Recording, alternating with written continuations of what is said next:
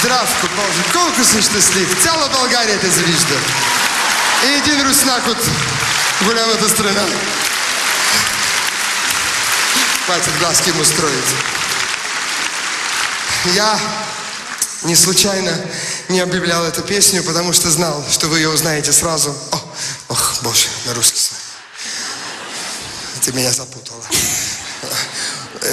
Ну, все поняли, да?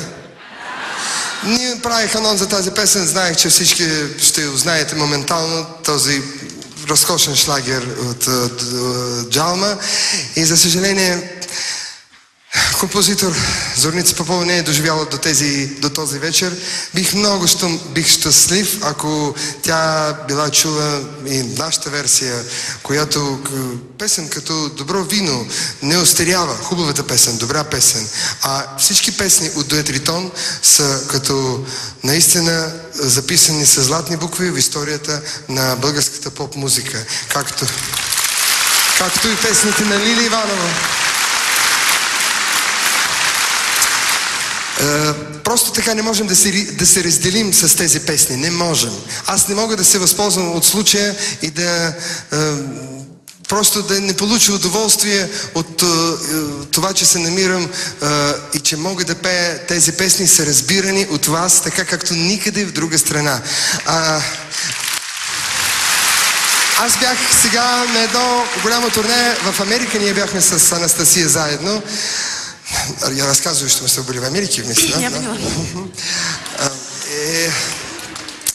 В Лос-Анджелес живее един българин, който привнесе много голяма вноска в първия албум на Дует Ритон, на албум Прегърними, който станал аранжор на всички най-популярните им първите песни. Става дума за Иван Кутиков.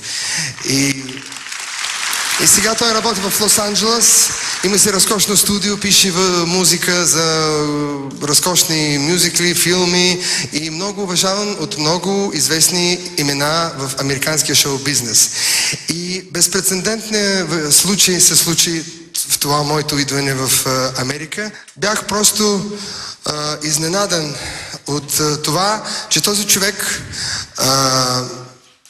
купил почти половина билети от този зал и ги е подарил на български зрители, на български представители, на българи, които живеят в Америка.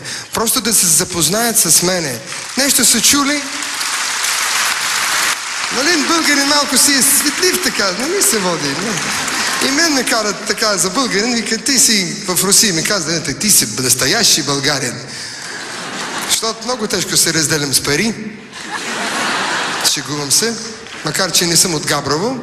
Но Варна също се слави с нещо подобно.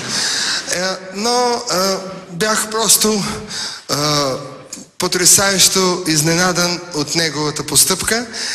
И още повече, че когато след концерта ми дойдаха на гости много българи, той ме запозна с много известни българи, които живеят в Лос-Анджелес, и те казаха, че обязателно следващия път ще направят всичко да дойдат и да си купят билети сами.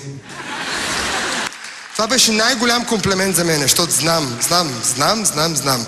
И искам да предам на всички от вас, които се знаят с този великолепен музикант Иван Кутиков, и специално за Дует Ритон, защото той им се води най-добрия приятел, и с който е свързано техното начало.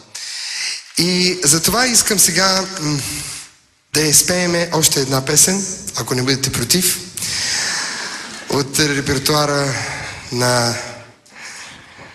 нямам думи как да ги нареча.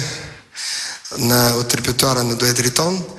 Надявам се, че ще спомните. Това ми е любимата песен от техния репертуар. Не знам защо, но може би ми напомня моето детство и напомня това, което се случи после с мене в моя живот.